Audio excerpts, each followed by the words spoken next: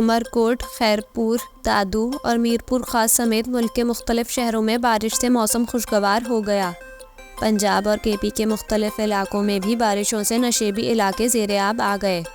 Reports के मुताबिक आज़ाद कश्मीर में मूसलाधार बारिश से नदी नालों में तुग़यानी से खड़ी फसलें तबाह हो गईं, राब्ता सड़कें मुतासिर हुई, जानवर सैलाबी रेले में बह गए। महकमा मौसमियात ने आज भी मुल्क भर में बारिशों की पेशगोई की है। कराची में आज से हफ्ते के रोज़ तक तेज़ हवाओं और गरज चमक के साथ बारिश का इम्कान है।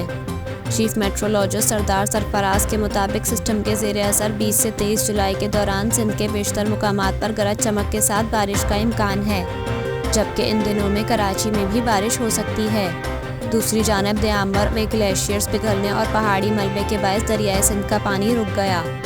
दरियाए सिंध का पानी रुकने से मुलाहिका आबादी को नुकसान पहुंचने का खदशा है। ज़राए के मुताबिक दरियाए सिंध में पानी की सतह बुलंद होने पर पानी लेपचर पुल को छूने लगा। पानी की सतह बढ़ती गई तो पुल को नुकसान पहुंच सकता है।